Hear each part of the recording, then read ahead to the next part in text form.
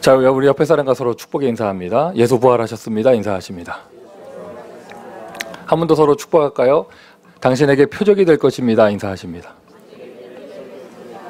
자, 여러분, 하나님 살아계십니다. 하나님 살아계십니다. 아멘 하시면 돼요. 하나님 살아계십니다. 하나님 살아계십니다. 지난 주일에 부활주일 지나고 나서 보니까 우리 부활절 찬양 그 절기대로 하면은요 1년에 한 번 불러요. 근데 이게 너무 좀 아쉽더라고요. 죄송해요. 저는 시달려서 한 번 부르고 못 넘어가겠어요. 그래가지고 오늘 지난 부활절은 지난 주일이었는데 오늘도 찬양을 지난주하고 똑같은 걸 했어요. 이게 왠지 한 번 더 안 불렀다가는 내가 못 견디겠더라고요. 우리 모두에게 은혜된 줄 믿습니다. 그러면서 또 여러분 절기, 달력에 지난주가 부활절로 표시되어 있을 뿐이지 오늘도 우리는 부활하신 그리스도를 체험하는 날이에요. 자, 지난주 메시지 전도자의 일상, 부활절이었지만 메시지가 일상이었어요. 양치고 있는 목자들, 평범한 일상을 살고 있는 그들에게 하나님의 사자가 나타나서 말씀을 전해줬더니 그들의 일상이 그리스도를 체험하는 최고의 축복의 자리가 되어졌습니다. 저는 이 메시지를요, 일상 이런 것을 이게 하여튼 이게 우리 전도운동 속에 있는 분들이 너무 노련해요. 이렇게 평신도들이나 목회자들이나 렘넌트들이 노련해서 하여튼 포럼도 기가 막히게 하고 어떤 포럼이냐 빠져나가는 포럼. 그러니까 이게 자기를 합리화하는 포럼. 그래서 여러분 이게 지난주 메시지가 그냥 현실 안주하기 위해서 일상에 하나님 계획이 있다면서 이런 메시지가 아니에요. 그 메시지가 아니고 양치기들이 낮에 나간 것도 아니에요. 밤에 양 지키러 나간 그들에게 저 예루살렘 성전의 제사장이 들을 수 없었던 아기 예수 탄생의 비밀을 들린 것처럼 평범해 보이고 초라해 보이고 별거 없어 보이는 나의 일상에 부활하신 주님께서 역사하시니까 그 자리가 세계복음화의 센터가 되는 것이죠. 아예 지난주 메시지는요 현실 안주의 메시지가 아니라 재창조의 메시지입니다. 여러분은 지금 어디에서 무엇을 하십니까? 그 자리에 하나님이 함께 하십니다. 여러분은 지금 어떤 시간표를 가고 계십니까? 그 시간에 하나님은 역사하고 계십니다. 바울에게도 감옥이 있었고 요셉에게도 감옥이 있었지만 여러분 그 갇혀있는 감옥보다도요 마가네 집 다락방에 숨은 사람들도요 그것도 감옥 생활이에요. 일명 가택연금이죠. 법조국으로가 아니라 핍박을 피해서 숨은 거잖아요. 숨어있는 다락방에 성령이 역사했어요. 숨어있는 다락방에 세계복음화의 응답이 왔습니다. 그것이 바로 진짜 우리가 응답받아야 될 일상입니다. 여러분 다 응답받고 오신 줄 믿습니다. 지난주에 말씀드린 것처럼 제가 금요일에 말씀드린 것처럼 지난주 초에 시애틀 지교에 다녀왔는데 거기가 소외된 곳, 소수가 모이는 곳, 집에 앉아서 인터넷 보던 이걸 보고 있는 곳, 뭐 이런 곳이었잖아요. 지금요, 그곳에 계신 우리 지교회 식구들이요, 사람이 달라졌어요. 눈, 코, 입은 똑같은데요, 영적 상태가 달라졌어요. 예전에는 늘 LA 하늘 바라보면서 우리가 저기 가야 되는데 또는 한국을 바라보면서 우리가 저기 가야 사는데 이랬던 분들이요, 지금 어디 안 가려고 그래요. 은근히 얘기합니다. 여기가 센터라면서 얘기합니다. 은근히 물어봅니다. 우리가 뭐 LA 도와줄 거 없냐고 물어보세요. 또 너무 감사한 것이요. 제가 정말로 처음엔 너무 좀 속상했거든요. 근데 오늘 우리 앨리스가 우리와 함께 드리는 마지막 예배예요. 정말 속상했는데 여러분이 어디 간다 할 때 목사가 속상해야 돼요. 여러분 어디 간다 하는데 목사가 막 뒤에 돌아서 할렐루야 하고 막 드디어 응답하신다면서 막 없는 돈 쪼개가지고 그 다음 주에 감사헌금하고 이러면 곤란하죠. 이게 정말 속상했는데 아니에요. 가만히 생각해 보니까 정말 기대가 돼요. 지금까지 그 친구를 준비하신 하나님이 저 중국 대륙에서 하나님은 무슨 일을 하실까? 여러분 우리가 뭐 대단한 훈련이나 했습니까? 우리가 뭐 대단한 뭐 했습니까? 우리는 그냥 예배드리고 교회하고 그 친구는 그냥 학업을 하고 학업 다 마치고 뭐 직업 구하러 다니고 뭐 이랬던 것 뿐인데 하나님은 우린 일상만 살았을 뿐인데 선교사를 파송할 수 있는 축복을 주세요. 여러분 이게 바로 전도자 일상이에요. 요즘 쓰는 단어로 표현하자면 집중이죠. 성경대로 봅시다. 마가네 집 다락방에서 집중을 제대로 했더니 바로 선교의 문이 열리고 말씀이 성취되고 흔들리지 않는 절대 제자가 세워지고요. 현장 집집마다 지교의 응답들이 되어지고요. 오늘 우리는 또 한 번의 뻔한 예배를 드리는 것이 아니라 하나님께서 역사하는 역사를 체험하는 이 자리, 갈보리산을 체험하는 이 자리, 감남산을 체험하는 이 자리, 다락방을 체험하는 이 자리, 우리에게 지나가는 오늘의 일상, 그러나 우리는 오늘도 세계복음화의 응답을 받습니다. 그래, 그 일상을 누렸던 목자들, 이름도 나오지 않아요? 몇 명인지도 몰라요. 목자들이라고 나와요. 2명이었는지 3명이었는지 5명이었는지 10명이었는지 알 수도 없고, 나이가 많은 사람이었는지 다윗처럼 소년들이 나가서 양을 쳤는지 전혀 알 수가 없어요. 목자들. 12절에 보니까, 오늘 본문은 15절부터인데 12절에 보니까 천사가 얘기해 줍니다. 가서 아기를 봐라. 그 아기를 본 것이 너희에게 표적이 될 것이다. 천사가 시켰어요. 뭐 대단한 거 시킨 것도 아니에요. 가서 순교해라? 가서 집 팔고 하라? 하나님을 믿는다는 증거로 양 다 죽여라. 뭐 이랬습니까? 아니에요. 가서 봐라. 아기 봐라. 그것이 너희에게 표적이 될 것이다. 여러분이 정말 부활을 체험하고 임마누엘을 누리는 일상을 살면은요, 여러분의 그 일상이 교회에서 주어진 하나님이 나에게 주신 대단하지도 않은 그 작은 사역이요, 여러분에게 표적이 돼요. 여러분에게 사인이 돼요. 하나님이 함께 하시고 하나님이 축복하시고 하나님이 인도하신 증거가 됩니다. 명심하세요. 지난주 메시지하고 연결해 가야죠. 흐름을 타는 게 중요하죠. 일상을 제대로, 임마누엘 축복을 제대로 누리면 나에게 표적이 돼요. 내가 나의 자리에, 나의 시간에서 제대로 축복을 누리면은요, 그 자리가 나에게 표적이 되어집니다. 그 응답을요, 오늘도 받으세요. 그 응답을요, 지금 시간표에 받으세요. 그 응답을요, 여러분 지금 현장에서 받으세요. 표적.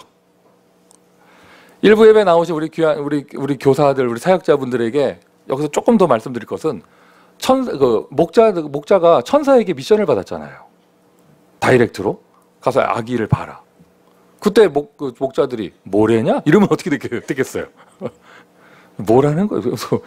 그러고는 집에 가서 잊어먹었고 뭐 이러면 어떻게 되겠어요? 아니면은 뭐 이렇게 하여튼 뭐 반대되는 행동을 한다든가. 여러분은 지금 이 시대에, 2000년이 지난 지금 이 시대에 어디에서 어떤 방법으로 미션을 받습니까? 여러분은 어떤 방법으로 미션을 받고 그 미션을 받았을 때 얼마만큼 그것을 순종하면서 응답받으십니까? 여러분, 이거 중요하게 포인트 잡아야 됩니다. 저는 교회에서 미션을 받아요. 제자도. 저는 저의 사역자에게 미션을 받아요. 맞습니까? 그럼 가만히 보면 이게 전혀 이 영적인 흐름을 잘 모르는 분들이 계셔요. 그러니까 점검하세요. 당신은 누구에게, 나는 누구에게 미션을 받고 나는 그것을 얼마나 응답받고 있는가. 자, 목자들입니다. 이 사람들이 아기 예수 탄생의 증인이 되어졌어요. 제가 지난주에 살짝 얘기했던 것처럼 궁금했거든요. 오늘 본문 같은 내용이 성경에 왜 들어가 있을까? 예수님 그냥 딱 30살 때부터 공생애 하셔가지고, 자, 예수님의 공생애 기간을 본 증인들은 누가 있어요? 그냥 대충 얘기해 보세요. 누가 있어요? 뭐 일단 12제자가 있고, 예수님을 통해서 병 나은 사람들이 있고, 예수님에게 빵을 얻어먹은 사람들이 있고, 뭐 이런 병 나은 사람들 가족들이 있고 뭐 이렇잖아요. 예수님의 공생애를 본 사람들, 예수님의 십자가를 본 사람들, 예수님의 부활을 체험한 사람들. 그래서 나는 왜 이런 본문을, 또는 이제 다른 부분, 다른 성경에 나오는 저 동방박사 같은 이야기들, 이름도, 그 사람들도 이름 안 나와요. 동방박사 이렇게 나오는 거잖아요. 아기 예수 가서 보고 이렇게 했던 거를 왜 성경에 굳이 기록을 했을까? 그리스도의 공생애의 증인이 있어야 되는 것처럼, 십자가의 증인이 있어야 되는 것처럼, 부활의 증인이 있어야 되는 것처럼, 처녀가 잉타여 아들을 낳는데 본 사람이 필요해요. 맞습니까? 동정녀 탄생, 메시아의 탄생, 그리스도의 탄생, 복음의 증인이 필요합니다. 그 복음의 증인으로 될 사람들로 하나님은 목자들을 택한 거예요. 목자들을 택한 거예요. 여기 애기가 태어났다. 누군가는 봐야 되잖아요. 그것을 본 사람이 필요합니다. 그것을 보았다는 증거가 남아야 됩니다. 그래서 누가는 여기에 목자들이 천사의 음성을 듣고 가서 아직 우리 식으로 표현하면 퇴원도 안 했어요. 아직 강보에 쌓여가지고 말구 위에 누워있는 그 아기 예수를 본 거예요. 그것을 기록한 거예요. 이 목자들은요, 그냥 양치다가 그냥 뭐 이렇게 음성 듣고 가서 아기 한번 구경하고 오고 이게 아닙니다. 이 사람들은 그리스도의 증인이 되어졌습니다. 이것이 너희에게 표적이 될 것이다. 가서 아기를 봐라. 표적이 될 것이다. 뭐 생명 걸지도 않았어요. 시키는 대로 가서 아기를 봤습니다. 그리스도의 증인. 이 목자들이요, 어제까지는 양치는 사람이었지만 오늘부터는 증인이에요. 여러분 인생에 작은 미션이 주어졌고 여러분 인생에 작은 하나님의 음성이 들렸는데, 일상에서 양치고 있을 때, 일상에서. 그런데 그것을 내가 그 미션에 충실하게 수행을 했더니 그것이 나에게 표적이 되어 나는 이 시대에 그리스도의 증인이 되어집니다. 지난주 일상에 이어서요, 오늘은 전도자의 증거예요. 어디 가서 뭐 대단한 역사를 일으켜서 증거를 얻는 것도 중요한데, 그보다 더 중요한 게 여러분의 일상 속에 증거가 있다니까요. 여러분의 삶 속에 증거가 있습니다. 여러분의 오늘의 증거가 있습니다. 여러분에게 주어지는 작은 미션 가운데 증거가 있습니다. 목사인 제 입장에서도요, 오늘 앨리스가 이렇게 오늘 오후 예배 때 중앙권 선교 헌신 예배와 함께 선교사 파송이 있을 건데, 그래도 예전에 우리 이시드로 전도사님 파송할 때는 제가 그 알파벳 스페니시가 돼 있어가지고 뽀로뽀로 하면서 제가 파송장을 스페니시로 읽기라도 했잖아요. 여러분, 오늘 파송장은 중국어로 돼 있어요. 내가 읽을 수 있는 한문이 내 이름밖에 없어요. 송민꾸이 이거밖에 없어요. 또 제가 깜빡 잊고 있었는데요. 파송장이니까 이거 파송장만큼은 앨리스란 이름 말고 중국어 본명의 이름을 써주려고 했어요. 근데 아닌 거예요. 앨리스가 요구했어요. 보안상 자기 본명을 파송장에 기록하지 말라 그러더라고. 그래서 앞으로 목사님 앞에서 영상 메시지 할 때도 자기 본명을 얘기하지 말래. 그러고 나서 보니까 파송장에 내 본명이 들어가니까, 내 이름이. 그럼 나는 죽어도 되냐? 괜찮아요. 제 아이디에는 송민꾸이로 안 돼 있어요. 이미 없어진 이름이야. 그렇기 때문에 그렇지. 중국 현장이 그런 현장인데, 저도 목사 입장에서 참 이렇게 마음이 담기지만 우리 교회 일단 중앙권 선교회 멤버들이 참 가슴이 짠하겠죠. 앨리스와 함께 US에서 지교했던 멤버들은 가슴이 짠하겠죠. 또 애새 키우면서 그 집에다가 이렇게 미션홈 하면서 앨리스와 함께 몇 년을 동고동락한 조미경 권사는 또 가슴이 짠하겠죠. 지교회 갔던 멤버들도 그냥 쉬게 보고만 한다고 한 게 아니라 한 명 만나러 가고 두 명 만나러 가고 평범하게 지교회 가서 한 거예요. 조미경 권사도 마찬가지예요. 그냥 자기 일상이에요. 애새 키우면서 미션홈 한 게 아니고, 말을 바꿔야 돼요. 미션홈 하면서 애셋을 만든 게 더 대단한 거예요. 대단한 능력입니다. 그 집에서 앨리스보다 먼저 살았던 박종혁 군은 아무것도 눈치 못 챘다고 그러더라고요. 그 얘기를 같이 들었던 김광준 집사님이 네가 눈치채면 안 되지 뭐 이런 얘기를 하셨었는데, 다들 그거예요. 일상이에요. 오늘도 밥 먹었습니다. 오늘도 잠을 잤습니다. 오늘도 교회 왔습니다. 오늘도 나는 아이들을 만납니다. 내일도 그냥 역사적인 사명을 가지고 절대로 역사 안 일어나는 지교회를 갑니다. 죄송합니다. 불신앙해서. 그런데 그 일상에 하나님이 역사하니, 주의 손이 만져주시니 그 일상이 나에게 표적이 됩니다. 목자들이 가서 아기 얼굴 한번 보고 왔거든요. 기저귀나 사갔는지 몰라, 이 사람들이.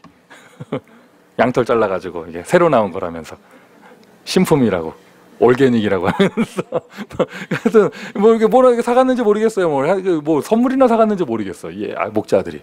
그런데 이들은요, 성경에 기록이 남았어요. 이 사람들이 한 작은 일상은, 작은 헌신, 가라 했는데 가서 봤어요. 정말 시키는 대로. 작은 순종이요, 영원한 증거가 됩니다. 똑같은 하나님이 여러분과 함께 하십니다. 똑같은 언약이 여러분에게 이루어집니다. 우리가 성경 강해하는 설교 스타일이 아니기 때문에 한 절 한 절을 깊게 풀어가지 않지만 오늘 본문도 꼼꼼하게 읽어보시면 그 내용이 나와요.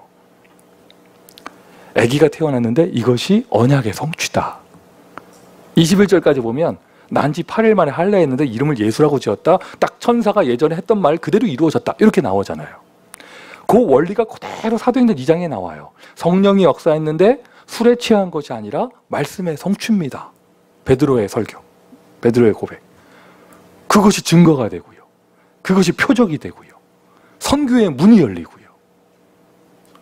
그 똑같은 응답을 오늘 우리는 예배드리면서 응답받는 거예요.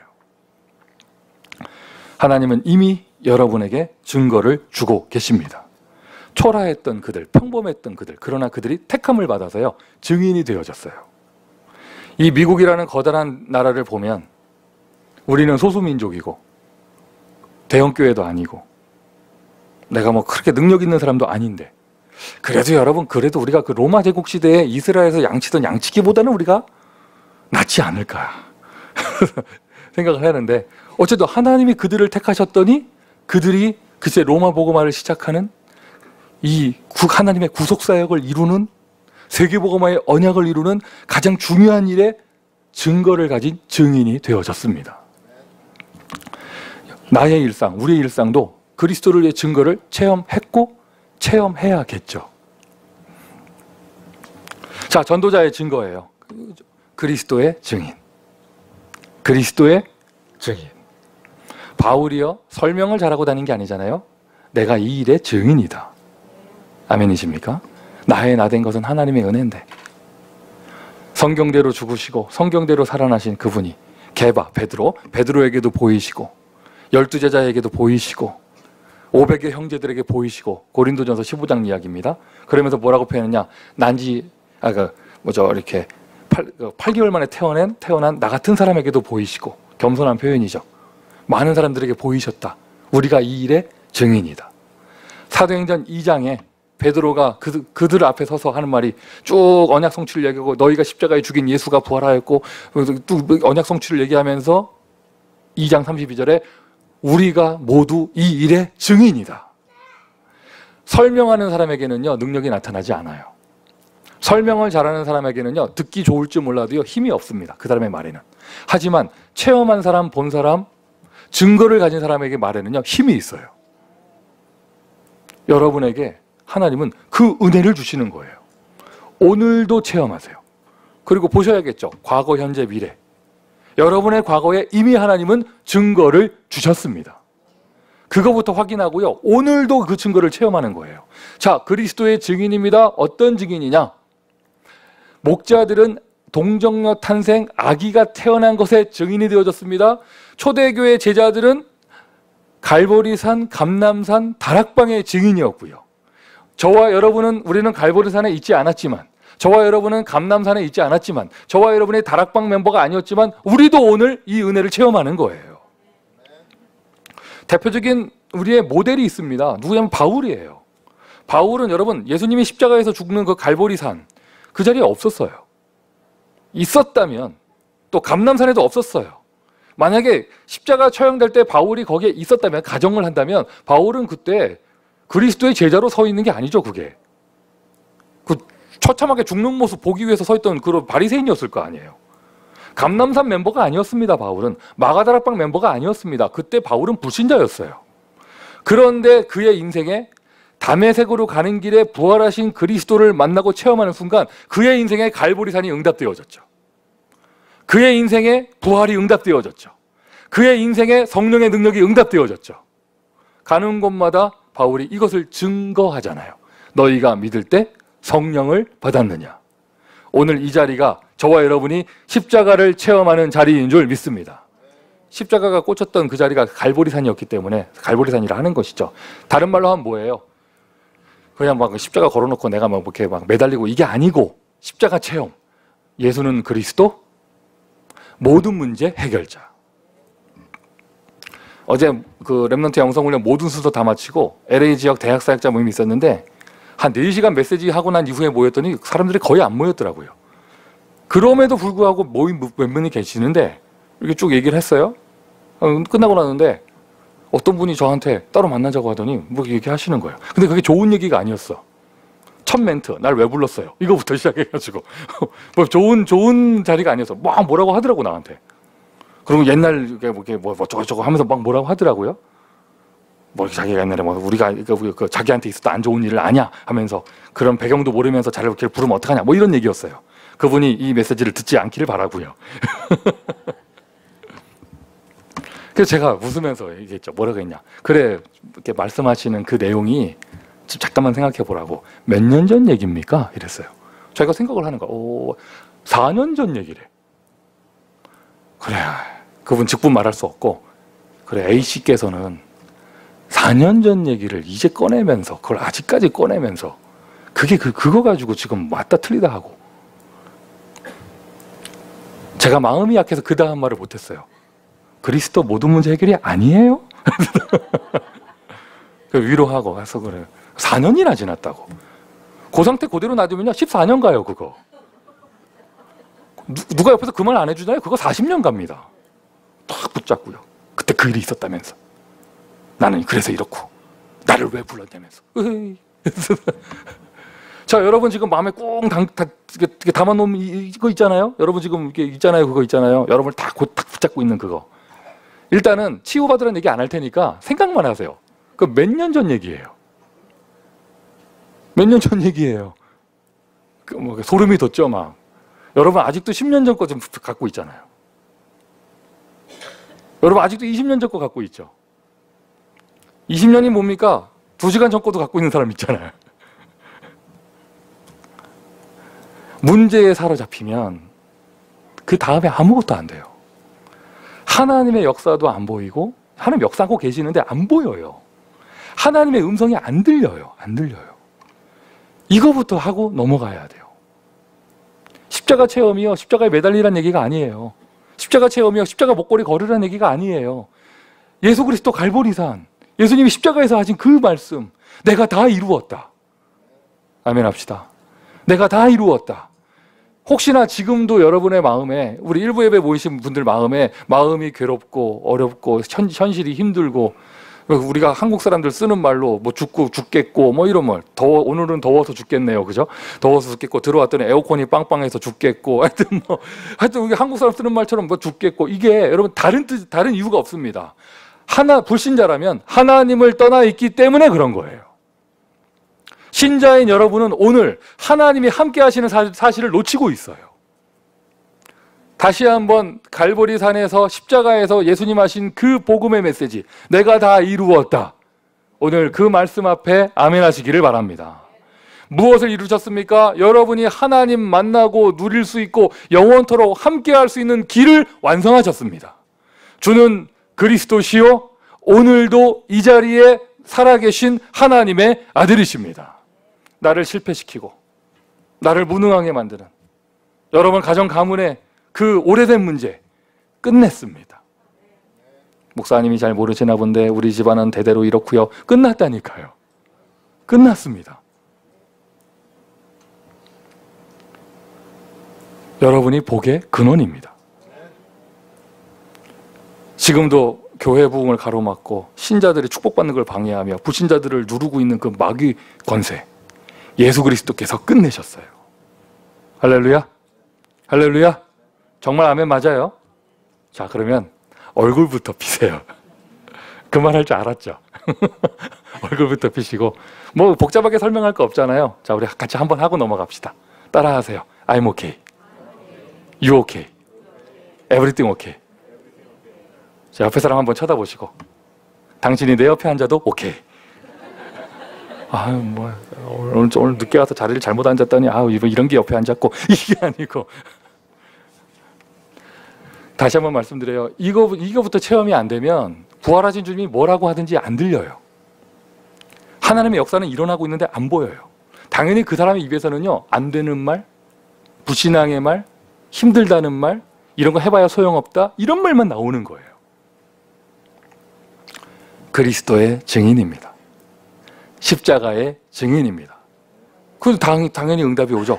부활하신 주님을 체험하게 되어져요. 자, 부활 체험. 지난주 우리 부활절, 부활 메시지 나눴잖아요. 다시 태어났다. 재창조. 다시 태어났다. 재창조. 다시 태어났어요. 다시 태어나서 뭐 하시겠다는 거예요? 뭐 하시겠다는 거예요? 예를 들면 송수지 권사님이 오늘 은혜 받고 재창조됐어요. 얼굴은 똑같네. 그럼 뭐 하시겠다는 거예요? 여러분, 이게 부활을 자꾸 무슨 감성적인 치유, 심리학적인 치유, 나는 다시 태어나고 새로워졌고 이런 걸 생각하면은 늘 다람쥐 쳇바퀴 돌듯이 이게 갇혀요. 부활을 체험했다는 말은 무슨 말이냐? 낙심한 시몬 베드로가 부활하신 그리스도를 만났습니다. 부활하신 그리스도께서 베드로에게 무엇을 말하셨습니까? 사명을 주셨잖아요. 어제까지는 밥 먹는 인생이었습니다. 오늘부터는 사명을 이루는 제자가 되는 거예요. 부활 체험은 사명 체험이에요. 예수님이 십자가에서 죽으시고 낙심한 그 엠마오로 가는 두 제자가 터덜터덜 고향으로 돌아가고 있습니다. 예수님이 옆에서 이제 나타나서 함께 하시는데 어느 정도 영안이 어두워졌냐? 예수님이 함께 하는 걸 몰라요. 못 알아봐요. 예수님이 자기 자신을 보여주시고 다시 말씀을 주셨습니다. 그들의 가슴이 뜨거워졌습니다. 고향으로 돌아가던 발걸음을 돌이켜서 낙심한 제자들을 찾아서 또 그들이 가가지고요. 그들이 그리스도의 증인이 되어졌습니다. 부활을 체험했다는 말은 내가 이제는 사명을 감당하는 제자의 인생을 사는 거예요. 사명을 체험하는 거예요. 부활하신 주님께서 감람산에 싹 제자들 모아놓고 무엇을 말씀하셨어요? 가서 모든 족속으로 제자를 삼아라. 땅끝까지 증인이 되리라. 천하 만민에게 가서 이 복음을 증거해라. 사명을 주셨습니다. 어제까지는 힘 빠지는 인생, 문제에 사로잡힌 인생, 나 중심에, 물질 중심에 돈 없어서 발부둥 치는 그런 인생, 세상에서 성공하고 싶어서 아둥바둥 되는 그런 인생이었는데 이제는 내가 부활한 거예요. 그리스도의 증인으로. 맞죠? 사명체험. 저도 여러분 제가 하는 그런 메시지 가운데, 간증 가운데 제 그런 그 뭐라고 해야 돼 이거를 레퍼토리 가운데 이게 있잖아요. 미국에 와서 제가 완전 낙심 상태가 됐을 때, 영적으로 황폐해졌을 때, 하나님의 은혜죠. 하나님의 은혜. 제가 세상 문화와 레저 스포츠 이런 데로 빠지지 않고 하나님의 말씀에 딱 잡히게 되고, 어떻게 은혜 받으려고 발버둥 치다가 그러다가 발견한 것이요, 하나님이 나에게 사명을 주셨어요. 여러분이 정말 오늘의 그 자리에서 혹시나 지금 이 자리에도 고기 잡으러 간 그 시몬처럼 지금 낙심 상태로 황폐해진 상태로 있는 분이 계시다면, 예수님 쫓아다닐 때 좋았는데, 옛날에 집회 다닐 때 좋았는데 지금 내가 뭔가 지금 터덜터덜 엠마오로 가는 두 제자의 모습이라면, 부활하신 여러분이 정말 택함 받은 사람이라면요, 부활하신 주님은 여러분을 끝까지 쫓아가게 돼 있어요. 가서 조금 힘주는 정도가 아닙니다. 조금 힘주는 정도가 아니라 일단 먹여주시고, 고기 잡아 먹여주시고 다 하고 무엇을 주시냐? 사명을 주시는 거예요. 제가 지금 말하는 건 신학교에서 배운 게 아닙니다. 제가 지금 말하는 건 어디 집회 가서 배워온 게 아닙니다. 제가 이 일의 증인입니다. 나도 그것을 체험했어요. 이 미주에 있는 어떤 목사님이 타 지역에 계신 분이에요. 타 지역에 있으니까 멀으니까 못 만날 거 아니에요. 이번에 산업인대 때 한국 나갔더니 한국에 있는 사람들이 얘기하더라고요. 그분이 요즘 힘들다면서요, 이 얘기하는 거예요. 무슨 사정이 있는지 난 몰라. 제 3자한테 들은 얘기예요. 그래서 내가 잘 모르면서 내가 딱 얘기했어요. 뭐라고 했냐, 그분이 거기 간지 몇 년 됐지? 하니까 한 6, 7년 됐대요. 무슨 일이 있는지 난 모르지만 6, 7년 됐다. 당연히 와야 될 시간표가 왔을 거라고. 그러니까 한국에 있는 목회자들이 그러냐면서, 그런 게 있냐고. 3년, 5년, 7년 주기로 온다. 그런 얘기를 했는데 지금 그 시간표가 왔을 거라고. 그리고는 나도 그랬었다. 왜? 내가 이 일의 증인이니까. 하나님의 택함을 받은 사람이라면 하나님은 버리지 않으세요. 낙심시켜 놓고 찾아가십니다. 그럼 뭐라고 하시느냐? 지금까지는 네가 원하는 데만 다녔지? 이러면서요, 이제 네가 원치 않는 곳으로 다닐 것이다. 내 어린 양을 먹여라. 왜 웃으세요? 지금까지 장로님은 가고 싶은 멕시코만 갔죠? 네가 원치 않는 곳으로 갈 것이다. 뭐가 확 오셨나 봐요, 지금. 오셨나 봐요. 뭐 저분은 뭐 만리장성도 시시했다고 하니까. 하여튼 뭐 네가 원치 않는 곳으로 갈 것이다. 제자들에게 다 물고기 먹여주시고 다 심지어 도마는 나 못 믿겠다고 하니까 맞춤형 메시지. 나는 그 못자국을 보기 전에는 못 믿겠다 하니까 예수님 짠 나타나셔가지고 만져봐라. 자기가 원하는 대로 맞춤형 메시지 주시고 그리고는 멀리 보내줘서 순교하게 하시고. 부활 체험은요 사명 체험이에요. 오늘 이 자리가 감람산이라면 나 새로워졌어요 이게 아니고요. 새로워졌어요. 어제까지 상태 안 좋다가 오늘 메시지 들으니까 좀 상큼해지네요. 이게 아니고요. 칙칙해도 사명을 발견하는 거예요. 오늘 멀리서 인터넷으로 메시지 듣는 분들에게도 똑같은 은혜가 있기를 바랍니다.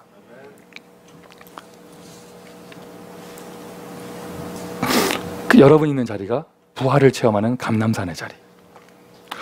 그런데 사명은 받았는데 보니까 내가 너무 현실적으로 능력이 없어요. 그래서 능력까지 주시겠다니까요. 그게 다락방 체험이에요. 다락방 체험.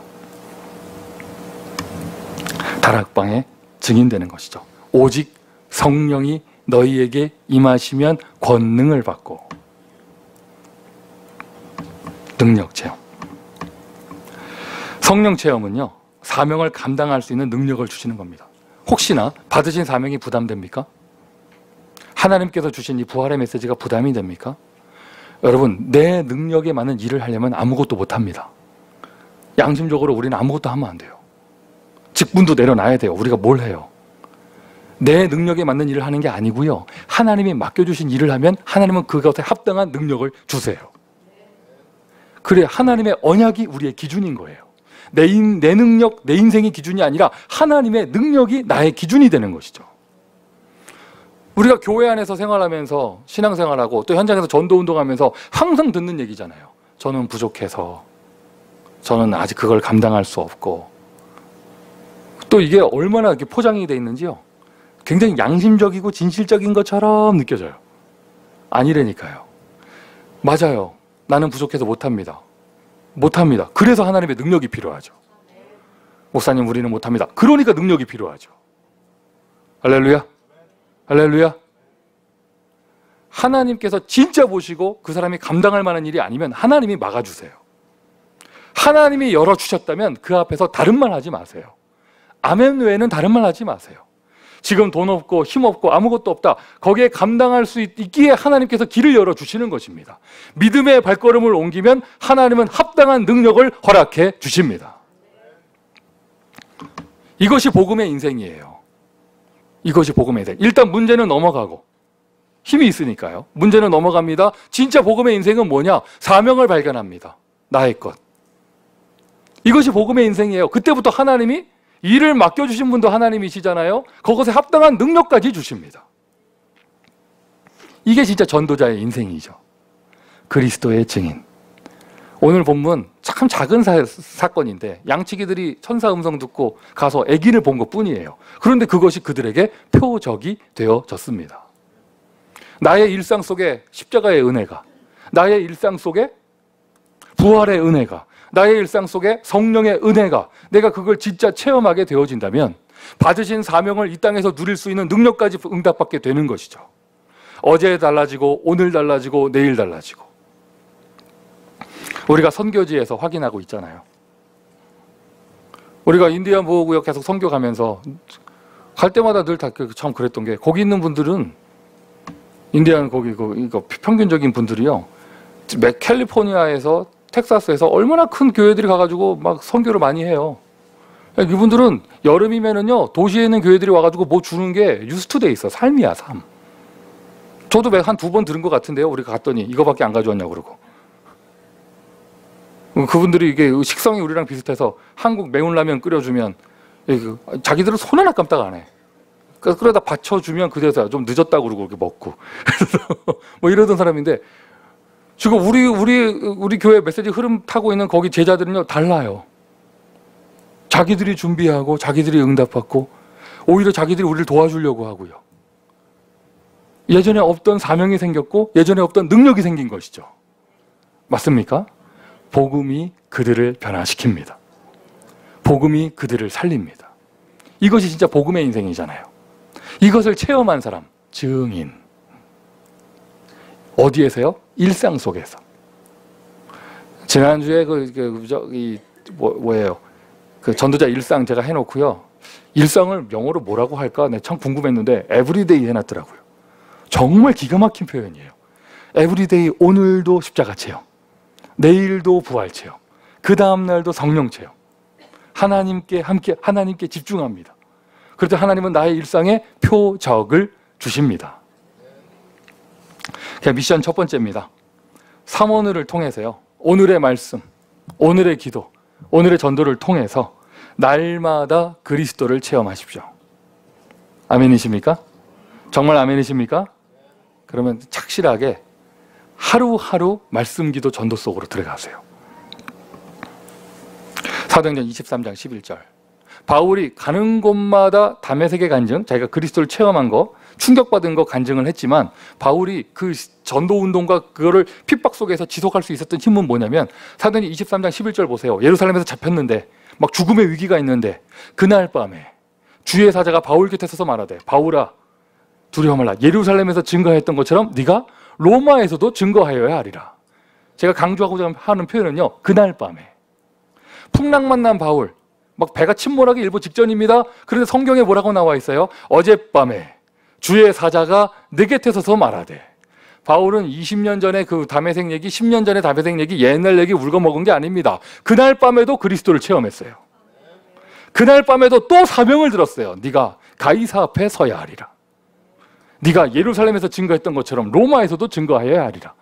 바울이 힘 빠질 틈이 없어. 좀 낙심하려면 하면 밤마다 나타나. 또 왔어.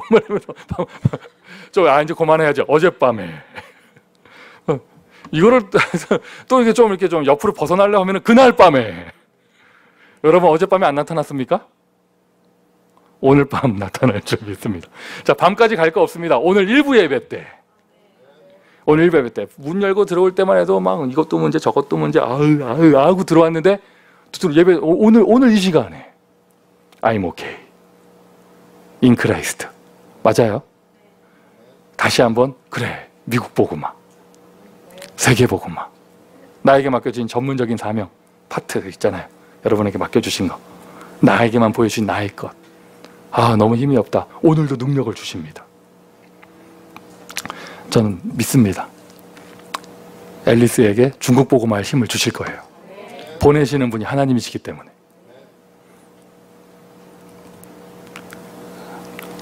일부 예배 통역 없으니까 제가 말씀드리는데, 솔직히 난 이시드로 전도사 멕시코 가가지고 그렇게 막 복음운동 할지 몰랐어. 아유, 가는구나 이랬어요. 난 정말 그 친구가 막 그거 할지 몰랐어요. 근데 보내신 이도 하나님, 힘 주신 이도 하나님. 우리 육신으로 볼 땐 그렇지만 하나님은 그를 택하셨습니다. 우리가 할 거 딱 하나밖에 없어요. 아멘 하면 돼요. 맞습니까? 내가 볼 때 이거 저 사람 아니고 이런 거죠. 하나님은 택하셨어요. 자, 그리스도의 증인입니다. 증거를 주십니다. 가서 아기를 봐라. 그것이 너에게 표적이 될 것이다. 증인으로 부름 받았고, 증인으로 정말 십자가, 부활, 다락방, 복음을 체험했다면 반드시 증거를 주세요. 그 증거를 어디에 주시느냐? 일상에 주십니다. 일상에. 근데 그것을, 그 증거가 온다? 물론 경제도 있겠죠?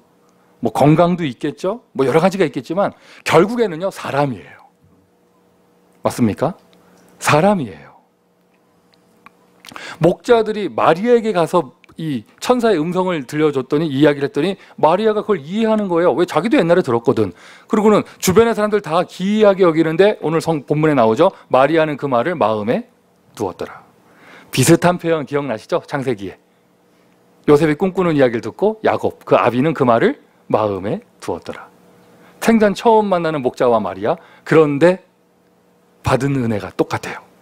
마음이 통해요. 사람을 만나게 됩니다. 사람이 증거예요. 진짜 표적은 사람입니다. 맞습니까? 증인이 받아야 될 응답, 증인이 받아야 될 축복. 증인의 만남이에요. 내가 내 인생에 십자가를 체험하고 부활을 체험하고 마가다락방의 성령의 능력을 체험한다. 그럼 하나님이 나에게 응답을 주시는데 어떤 응답을 주시느냐? 사람을 만나게 하는 축복을 주세요. 예를 들면 마가네 집 다락방에 성령이 역사했더니요, 15개 나라 산업인들이 명절을 지키기 위해서 모였다가 바로 제자가 되어졌어요. 만남의 축복.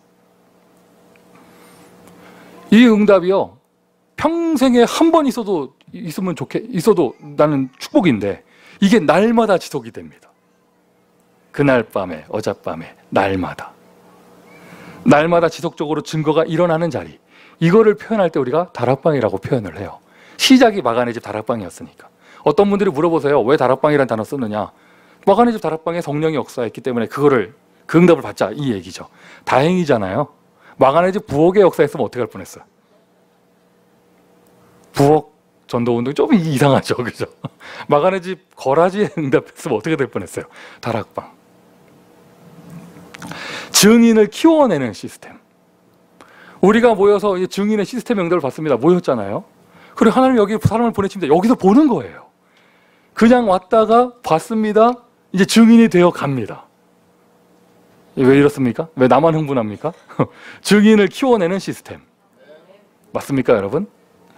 그래서 제가 그래서 파송장도 만들고 하고 나서 보니까 그동안 우리 교회 와서 훈련받고 응답받고 선교사 돼서 나간 사람들이 몇 명 되더라고요. 또 이 은혜가 저에게 갑절로 커졌던 것이 금요 예배 때도 말씀드렸죠. 지난 목요일에 새벽에 이메일을 받았어요. 요즘은 이메일 오면은 전화기가 띠링 울려가지고 새벽에도 본의 아니게 확인하게 되고 막 이래. 전화기를 꺼놔야 되는데 확인했는데 우리 터키에 계신 선교사님이 이메일을 보내셨더라고요. 지난번 12월 달에 갔을 때 너무 좋았거든요. 생전 처음 만났는데 기억나시잖아요. 태양초 고추장 캠프. 고추장 캠프로 우리가 마음이 통해가지고 처음 만났지만 마음이 통하고 참 감사하고 그분도 나를 너무 좋아하고 또 이렇게 그런 선교지 이런 불모지일수록 전도하는 선교사님 만나기 쉽지 않은데 다 가이드하고 있지 뭐 이러지 뭐 여행사하고 뭐 이러고 있지 전도하는 분 만나기 쉽지 않은데 그분은 정말 전도하시는 분이었는데 근데 이제 본인은 막 가슴이 참 은혜가 있는데 이제 모교회에서 연락이 왔대요. 다락방 목사랑 고만 교제하라고. 그래서 이제 여러분 제가 원래 9월에 어른들 모시고 성지순례도 가고 영어 캠프도 가려고 했는데 2017년 터키 선교 계획은 없어졌습니다. 할렐루야. 제 개인적으로는 참 이렇게 약간 마음에 무거운 게 있었거든요. 지금 이제 미주 대학 사역하는 렘넌트 사역하는 것도 지금 많은 응답들이 문이 열리면서 참 바쁜데 내가 하나님께 받은 은혜가 있어서 하나님께 서운한 게 있어가지고 거기를 1년에 한 번이라도 좀 가야 되는데 언제 가지? 막 이렇게 스케줄이 날까? 안 갈 수는 없고 마음의 은혜니까 그랬는데 아까 말씀드린 것처럼 진짜로 내가 해야 될 사역이라면 하나님의 문을 열어주시고 정리해야 될 것 있다면 하나님이 닫아주세요. 근데 가만히 보면요, 주변의 분들 보면 자기가 닫아. 하나님은 열어주시고 하나님은 만나게 해주셨는데 자기가 닫아. 저는 아닙니다. 이러면서 자기가 닫아요. 교회가 열어줬는데 자기가 닫아. 하나님이 열면 닫을 자가 없지 내가 닫으면 열 자는 많아요. 자, 이게 은혜가 이게요. 진짜 뭐라고 해야 되나. 참, 저도 그분에게 답장을 드리고 그분의 또 대답이 우리가 함께 세계 선교를 향해서 가다 보면 또 훗날에 다시 만날 날이 있지 않겠냐. 이렇게 덕담을 주고받고 서로 기도해주고. 그래서 저 금요 예배 때 터키를 놓고 기도한 거 정말 제 중심입니다. 하늘 군대가 동원될 줄 믿습니다. 자, 그런데 그러고 나서 우리 앨리스가 교회에서 응답받고 우리 교회를 꼬박 다닌 지가 6년이에요. 6년 만에 중국 본토로 돌아가는데 이 은혜가 2배로 커지는 거예요. 이게 얼마나 큰 선교인가. 우리가 저 불모지 현장에 선교의 문을 여는 게 얼마나 힘들어요. 그런데 우리의 LA 로스앤젤레스의 일상에서 그 일상에서 평범하게 우리는 십자가를 체험하고 부활을 체험하고 다락방의 능력을 체험했는데 하나님은 우리에게 한 사람 보내주셨는데 한 사람을 통하여 중국 복음화의 문을 열어주십니다. 지금 또 시간표가 중국의 선교의 시간표가 우리 그 한국인을 포함한 모든 외국인 선교사들이 싹 추방당하는 시간표잖아요. 제 개인적으로 아는 중국 선교사님들 다 한국에 들어와 있어요. 다 추방당하셔가지고. 물론 하나님은 새로운 문을 열어주시죠. 다 동남아로 재파송되시더라고요. 그 중국의 기소수첩 발송하던 그 명단이 공안에 넘어가가지고 리스트대로 집집마다 공안이 찾아온다니까. 그 사천성의 김진명 선교사한테 너네 집엔 왜 안 오냐? 했더니 너 기소수첩 안 했지. 또 돌아오는 대답이 바로 0.5초 만에 어떻게 알았어요? 이러면서 개인적으로 그쪽으로 받지 않고 개인적으로 자기가 구입했다고 하는데 어쨌든 그렇게 됐는데, 자, 그런 시간표 가운데서 우리가 중국 본토 출신의 진짜 중국인을, 이제 학생도 아니에요. 어엿한 청년이 돼서 중국으로 돌아가요. 이게 진짜 선교잖아요. 그러고 나서 가만히 생각을 해보니까 우리 교회 와가지고 응답받고 좀 선교사로 이렇게 가신 분들이 많아요. 제가 기억을 다듬어 보니까 일단은 그 1호 파송장을 받은 탁박사, 그리고 어쨌든 저의 인생 스토리에 가장 먼저 나오는 우리 황 권사님, 그리고 또 이제 이시드로 전도사, 네 번째입니다. 본명이 나올 뻔했어. 앨리스. 얼마나 감사한지요. 우리는 그냥 일상을 응답받고 있는데 그들이 와서 봤습니다. 치유받고 힘을 얻고 그리고는 증인이 돼서 갔습니다. 내가 정말 갈보리산을 체험하고 있으면 우리의 자리가요, 증인의 시스템이 되어져요. 본 사람은 가서 할 수 있어요. 본 사람은 가서 증거할 수 있어요. 본 사람은요, 체험한 사람은요, 별말 안 해도 힘이 있습니다. 우리가 받는 이 응답받고 있는 교회가 겨우 나사는 교회가 아니라 증인을 키워내는 시스템이 되어져요. 자, 오늘도 유치부 모이고 태영아부 모이고 초등부 모이고 청소년부 모이고 대학부 모입니다. 뭐 이렇게 모입니다. 오늘도 우리 주중에도 뭐 이렇게 지교회 여기저기서 모입니다. 구역 모입니다. 뭐 이렇게 합니다. 그게 증인을 키워내는 시스템.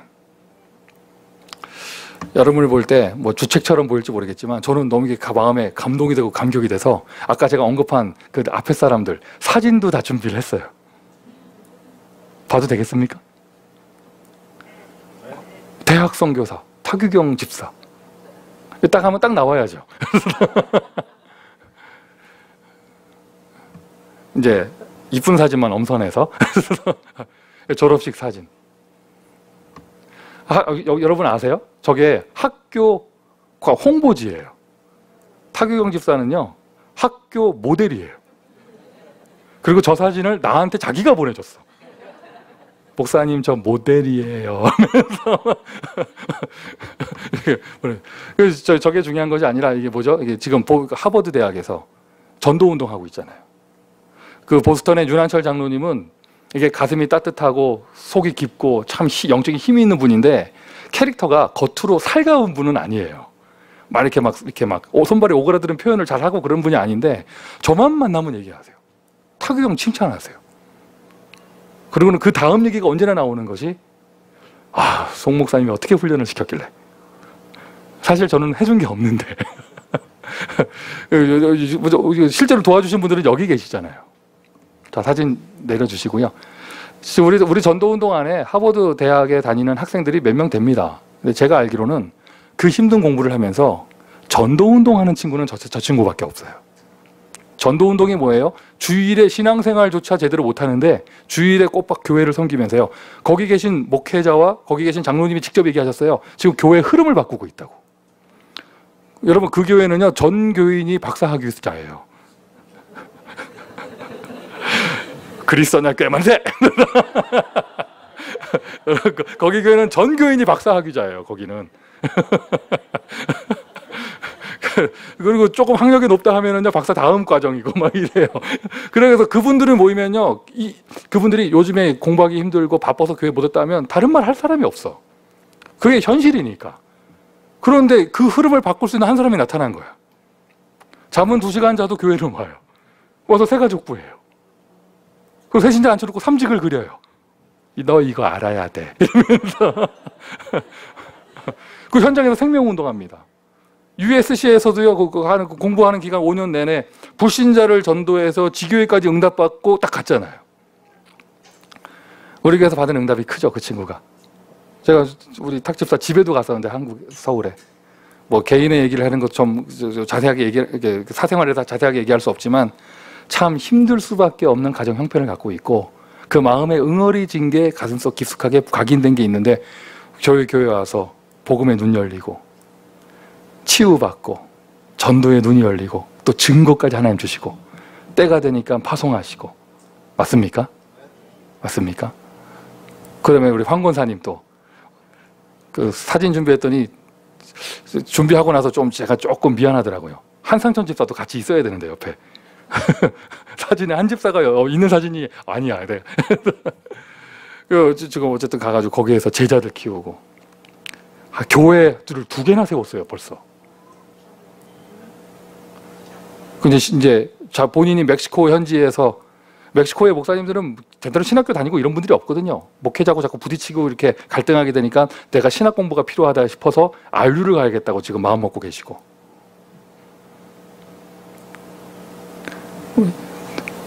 하여튼 칠판도 되게 커요. 그다음에 이시드로 전도사님. 죄송해요. 제가 이시드로 전도사님 있는 동네는요. 멕시코 동네 이름도 잘 몰라요. 뭔데? 하여튼 몰라. 하여튼 자꾸 들었는데 이게 입에 익지가 않으니까 잘 몰라요. 오아하카. 가졌어요. 저 양쪽에 있는 분들이 이시드로 전사님의 양날개예요. 제자들이에요. 훈련시켜가지고 지금 여기서 봤던 그 모습 그대로 어린이 성경학교하고 아이들 제자 훈련시키고 지금 저게 구원의 길 그리는 거예요. 오른쪽 날개가. 저는 정말 파송받고 갈 때 가서 뭐 이랬는데 지금 대역사 일어나고 있습니다. 증인. 떠날 때는 그랬지만 지금은요 솔직하게 이거는 진짜 솔직한 고백이에요. 나 이시드로 전사 보고 싶어. 막 귀에 막 환청이 들려요. 그 어느란 거 한국말 목자님. 하나님은 이제 중국 땅에 그 응답을 주실 거예요. 우리의 일상입니다, 이게. 우리가 뭐 생명이나 걸었습니까? 그냥 오늘도 체험했는데. 우리가 뭐 대단한 결단이나 했습니까? 오늘 여기가 감람산이 됐을 뿐인데. 오늘도 그냥 예배 드렸을 뿐인데 하나님은 증인을 키워낼 수 있는 시스템을 허락해 주시는 것이죠. 인터콥이라는 선교단체의 시작이 거기 수장이 되시는 그 선교사님이 터키에서 사역을 하시다가 추방당하셨어요. 추방을 당하시면서 돌아오는 비행기에서 마음의 결단을 하셨어요. 너네들이 나를 추방했나? 나보다 더 강한 제자 100명을 키워서 터키로 보낼 것이다. 그게 가가지고 청년들을 모아놓고 훈련을 시켰어요. 그게 인터콥의 시작이 되어졌습니다. LA에서 터키 사람 제자 세워서 보낼 겁니다. 현지인으로 보낼 겁니다. 쌍꺼풀 짚고 코 오똑하고 현지인으로 키워서 아무도 막을 수 없을 겁니다. 증인을 키워내는 시스템. 이것이 여러분 정말 맞다면 여러분 담당하고 계시는 교회 안의 파트와 여러분 담당하고 계시는 그 지교회, 그 자리가 증인의 시스템이에요. 이게 무슨 지교회냐? 지교회입니다. 그 자리가 십자가를 체험하는 자리잖아요. 이게 뭐 교회냐? 이게 바로 교회입니다. 맞습니까? 미션 2번째입니다. 교회 시스템을 통해서 증인의 축복을 누리세요. 목자들은 천사에게 미션을 받았습니다. 여러분은 어디에서 하나님의 음성을 들으십니까?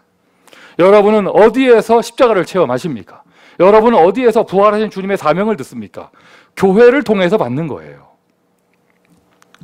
자, 전도자의 증거, 증인으로서 시스템이 내가 딱 가지고 있다. 시스템 속에 있다. 그리고 그 속에서 해야 될 것은 무엇인가? 증인의 실천이죠.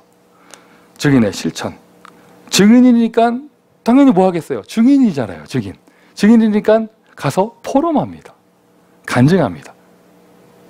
목자들이 가서 봤던 것처럼 우리는 포럼합니다. 목자들이 가서 이렇게 보기만 한 게 아니죠. 마리아한테 뭐 했어요? 천사가 들려준 그 이야기를 전해줬죠. 포럼했습니다. 지교회에서 파티에서 여러분이 해야 될 응답이에요. 내가 체험한 것, 복음의 체험을 전해주는 것. 이거를 우리는 쉬운 단어로 간증이라고 표현하기도 하고 포럼이라고 하기도 하고 메시지라고 하기도 합니다. 그런데 보통 보면 이런 체험이 안 되고 이렇게 누림이 안 되는 사람들은 모여도 불신앙의 포럼을 해요. 불신앙의 간증을 하고 가만히 들어보면은요 자기 얘기예요. 나 중심. 그러면 너 중심해야 되냐? 아니죠. 사람 중심하는 게 아니에요. 무슨 중심? 하나님 중심. 그게 창세기 3장이잖아요. 그것이 아니라 복음 중심. 하나님이 이렇게 역사하셨다. 맞습니까? 그 가만히 들어보면은요, 뭐 됐다 안 됐다 보면 이익 중심이고 물질 중심이에요. 돈 중심. 그것이 아니라 하나님의 인도 따라 하나님의 말씀 따라가는 말씀 중심. 세상에서 성공하는 것처럼 뭔가 성공 중심, 잘된 거, 뭐 세상 이걸 얘기합니다. 아니죠. 하나님의 능력 중심. 복음의 포럼. 오늘도 내 자신을 점검해 보시고요. 우리들의 대화 속에, 우리들의 입술 속에 하나님 말씀 중심이 나오기를 바랍니다. 우리들의 대화 속에 하나님의 인도가 나오기를 바라고, 우리들의 대화 속에 나는 이렇게 부족한데 그리스도께서는 완전하시다, 역사하셨다, 이 포럼이 나오기를 바랍니다. 그리고 사명과 능력 중심. 우리는 힘이 없는데 하나님께서 역사하셨다. 맞습니까, 여러분? 자, 요셉이 이 간증했습니다. 내가 감옥에서 잘했더니, 이게 아니고 내가 마음이 넓어서 너희들을 용서한다가 아니라 너희들이 팔았지만 나는 성공했다, 이게 아니고 어떻게 했습니까? 형들이 안심하십시오. 하나님이 나를 먼저 보내셨나이다. 여기서 중요한 포인트예요. 무조건 하나님이 아니라 왜 보내셨는지를 얘기하셨잖아요. 생명과 후손을 보존하기 위해서. 무슨 말이에요? 사명을 포럼했어요. 사명을 포럼했어요. 베드로가 이걸 얘기했습니다. 그리스도께서 역사하신 것이다 하면서 왜 역사하셨는지. 바울은 가는 데마다 얘기했습니다. 이방인들을 위해서 하나님이 나를 택하셨고 보내셨다. 구원받은 것만 이야기한 게 아니에요. 사명을 포럼했어요. 여러분들이 사명을 포럼하면 그 사명이 전달돼서 그 사람도 사명을 발견하고 사명의 증인이 되어져요. 어제 집중훈련 하는데 제 마음에 정말 은혜가 됐던 것이요. 일단 처음 시작부터 이번 집중훈련의 포인트가 그 오승주 목사님 표현했던 말이 정말 정확한 표현이었어요. 모인 사람들한테 집중을 너무 잘한대 지금. 이런 데가 아니래 원래. 집중을 잘하는 사람들은 훈련받을 필요가 없지 않냐면서. 이 훈련의 목적이 이런 자리에 못 나오는 사람, 말씀을 못 듣는 사람, 뭐 이런 아이들을 위해서 찾아가서 그 아이들이 살려주는. 네, 맞다. 근데 그분들이 자기가 받은 은혜와 사명을 딱 얘기하니까 그 사명이 내 마음속에 들어오더라고요. 어제 참석한 분 중에 은혜 못 받고 온 사람 하나도 없죠. 그리고는 오늘 다 여러분 와가지고 어제 뭐 좋았다면 다 얘기할 거 아니에요. 왜 이래 분위기. 목사님 자꾸 길어집니다. 나도 시계 보고 있어요. 걱정하지 마세요. 오늘 하나님 우리를 축복하셔가지고요. 어제 우리 강사님이 우리 교회 오셨어요. 오늘 오후에 대학 청년부 예배 때 오늘 또 어제 얘기하시더라고요. 준비한 메시지를 다 못 하셨대. 오늘 다 할 수 있는 시간을 드리려고 해요. 그러니까 여러분 오늘 뭐 각 파트의 교사들, 진짜로 랩런트를 담당하시는 아이들 담당하시는 분들, 또 부모님들 다 참여하세요. 왜 대답을 안 하세요? 그래서 오늘 또 했더니 또 벌써 어젯밤이나 이렇게 딱 내가 가만히 눈치를 보니까 어제 참여한 애기 엄마들이에요. 다 포럼하는데 아우 강사가 너무 잘생겼다면서 오늘 많이 모일 것 같다고. 가만히 보니까 목사가 너무 잘생기면 집중하는데 방해돼. 빨리 저 2대8 가르마도 흐트러뜨리고 뭐 여러분 제가 좋죠? 바라볼 게 주님밖에 없죠. 성격이 좋아, 스펙이 좋아, 웃으면 이빨 드러나. 자, 농담이었고 오늘 많이 은혜 받으시길 바라고. 자, 베드로가 이 포럼을 했어요. 구원받은 그리스도의 은혜, 부활하신 주님이 나를 찾아오셔서 나에게 뭐라고 하지 않으시고 나에게 이 사명을 주셨다. 우리가 이 일의 증인이다. 바울이 이 포럼을 한 거예요. 다메섹으로 가는 길에 내가 부활하신 그리스도를 만났고 그분이 나를 택하셨으며 내가 어떠한 사도보다 많이 수고하였지만 이 모든 것이 하나님의 은혜다. 오늘이 그 포럼하는 날이 되기를 바라고요. 우리 오늘 선교 떠나는 나바오 팀들은 인디안 선교 현장에 가서 이 은혜를 포럼하기를 바라고요. 그곳에 또 증인의 시스템이 세워지기를 바라고요. 앨리스는 중국에 들어가서 13억 인구에게 이것을 할 것입니다. 왜요? 13억 인구에게 이것을 할 것입니다. 제가 앨리스에게 물어봤어요. 형제 자매가 몇 명이냐 물어봤거든요. 이렇게 얘기하는 거예요. 당연히 한 명이죠. 이러는 거예요. 왜 한 명이냐면 앨리스가 태어날 때는요, 중국 공산당 정부가 산하 제한을 해서 한 명으로 묶어놨을 때예요. 애를 못 낳게. 지금은 그게 풀렸잖아요. 근데 앨리스가 무서운 말을 했어요. 저한테. 만약 그때 산하 제한을 중국이 하지 않았으면 지금 중국의 인구가 몇 명이 됐겠습니까? 제가 하늘이 노래지더라고요. 지금 13억이 아니라 아마 30억 됐을 거예요. 지금. 이제 무서운 것은 중국이 산하 제한을 풀었어요. 이제 막 3명, 4명 만났습니다. 이제 앨리스가 그 대륙을 살리는 응답을 받을 것입니다. 자, 미션 3번째, 복음의 포럼 회복하세요. 은혜부터 회복하세요. 그리고 여기서 아멘 하셨으면 주중에 반드시 한 사람 이상에게 복음의 포럼을 하십시오. 불신자라면 구원받은 은혜를 전해서 그에게 그리스도를 증거하시고, 낙심한 신자라면 사명을 전해 주시고 은혜를 전해 주시고요. 결론입니다. 일상에서 이 표정을 누리고 증거를 누렸을 뿐인데 우리는 선교사를 파송하는 축복을 받게 되어집니다. 한 사람, 그런데 한 나라예요. 그런데 한 시대예요. 저와 여러분은 이렇게까지 축복을 받았습니다. 기도하겠습니다.